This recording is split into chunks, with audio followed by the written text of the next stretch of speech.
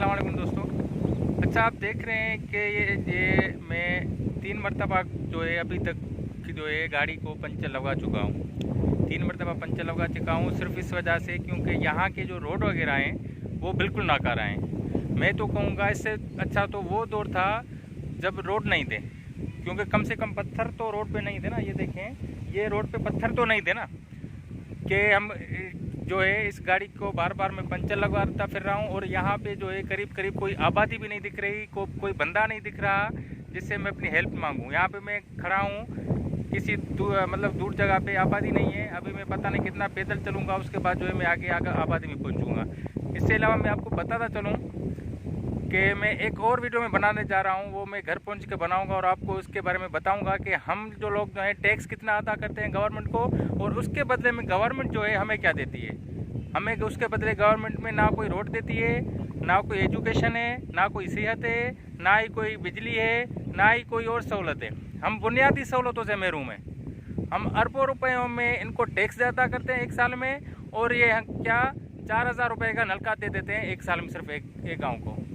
तो मैं मज़ीद आपको बताता चलूँगा। ये मेरी गाड़ी है, ये आप देख सकते हैं। मैं पता नहीं कितनी देर से खड़ा हूँ और मैंने एक दो दोस्तों को कॉल भी की है कि आ जाए प्लीज़, वो पहुँच रहे हैं। पर मैं आपको ये बताता चल रहा हूँ कि ये देखें कितनी बड़ी नाइंसाफ़ी है सिंध के लोगों के साथ, और ना ही सिंध में बल्कि पूरे पाकिस्तान में यही हालात हैं। रोड बहुत घटिया है। हर 2 मिनट के बाद जो है 5 मिनट के बाद मोटरसाइकिल जो है पंचर हो रही है। वजह क्या है? ये रोड ना होते ना तो वो अच्छा था, क्योंकि हम लोग जो है पैदल भी चल सकते हैं, लेकिन इन रोडों पे तो भाई चलना इतना मुश्किल हो गया है कि हम लोग जो हैं पंचर लगवा के, टायर ट्यूब वगैरह चेंज करवा के तंग हो चुके हैं। ज़्यादा मैं आपसे बात करूंगा, मतलब अब मैं वीडियो शूट करके मैं रखूंगा, आप वो देखिएगा। उससे आपको पता चलेगा कि कितनी बड़ी नाइंसाफ़ी हो रही है सिंध में, सिंध के लोगों के साथ। और इसके हवाले से सिंध में जो सिंध गवर्नमेंट है, इसमें सिंध गवर्नमेंट का कितना हिस्सा है और सिंध गवर्नमेंट ने क्या क्या एक्शंस लिए हैं। अच्छा, अभी मैं आपके सामने एक कैलकुलेशन रखूँगा, और उस कैलकुलेशन से आप अंदाज़ा लगाइएगा कि गवर्नमेंट को हम लोग टैक्स कितना देते हैं और कल उसके बदले में गवर्नमेंट जो है हमें क्या देती है। मैं शुरू करूँगा अपने गांव से, अपने घर से। हमारे घर का जो डेली का ख़र्चा होता है वो 700 रुपये से लेकर 800 रुपये का होता है, और उसमें से हमारे 200 रुपये टैक्स चला जाता है। किसको? गवर्नमेंट को हमारा 200 रुपये का टैक्स चला जाता है। ऐसे अभी ऐसे हमारे गाँव में जो है 150 घर हैं। कितने घर हैं? 150 घर हैं, पूरे 150 घर हैं। आप 150 को 200 से मल्टीप्लाई करेंगे तो क्या जवाब होगा? 30,000। मतलब कहने का ये एक दिन का मैं जो है टैक्स बता रहा हूँ। हमारे एक गांव का जो टैक्स है वो एक दिन का कितना होता है? 30,000 जो टैक्स है वो हम गवर्नमेंट को देते हैं। हम 150 से मल्टीप्लाई करेंगे 200 से 30,000। 150 घर जो है हमारे कल जो है टैक्स देते हैं। किसको? गवर्नमेंट को। उसके अलावा अब आप 30,000 को 365 दिन से मल्टीप्लाई करें। 365 से ये 30,000 हो गया एक दिन का। और अगर 365 दिन से आप इसको मल्टीप्लाई करेंगे तो जवाब क्या मिलेगा आपको? तो अब 365 दिन, 30,000 को आप 365 दिन से मल्टीप्लाई करेंगे तो उसका आपको जवाब मिलेगा कितना? 1,09,50,000। 1,09,50,000 जो है एक साल का हम टैक्स देते हैं इस गांव का जो है हम टैक्स देते हैं। कितना? 1,09,50,000। ऐसे जो हैं हमारे यूसी में 40 गांव हैं तकरीबन, छोटे बड़े हमारे यूसी में ऐसे 40 गांव हैं। अब मैं यूसी की आपको कैलकुलेशन बता रहा हूँ। अभी आप यूसी के ऊपर आप तवज्जो दीजिएगा।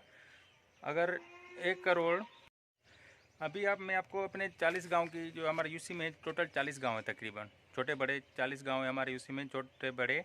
और इसकी अब मैं आपको कैलकुलेशन बताऊंगा एक साल की मैं आपको कैलकुलेशन बताऊंगा कि हम लोग अपने यूसी में से कितना टैक्स देते हैं एक साल का। तो वो कितना है? अगर जो 1,09,50,000 को मल्टीप्लाई करेंगे 40 के साथ तो कितना हमारा इक्वल बनेगा एक साल का? 43 करोड़ एंड 80 लाख। कितने? 80 लाख जो है, 43 करोड़ और 80 लाख जो है कैलकुलेशन बनती है 40 गाँवों की। कितने? 40 गाँवों की कैलकुलेशन बनती है हमारे यूसी की जो है पूरे साल की, जो हम टैक्स देते हैं। 40 गांव जो है टैक्स कितना देते हैं गवर्नमेंट को?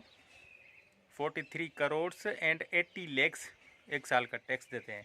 उसके बाद हम आते हैं हमारे तालुके में जो कितने यूसीज़ हैं, तकरीबन 10 यूसीज़ हैं, तकरीबन हमारे में तो 10 हैं। अब आपको तो पता होगा बाकी तालुकात में कितनी कितनी यूसीज़ हैं। हमारे तालुके में तकरीबन 10 यूसीज़ हैं।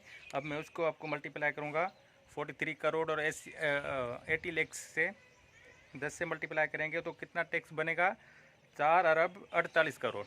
कितना? 4 अरब 48 करोड़ का जो है पूरे इस साल का हमारे तालुके का टैक्स बनता है।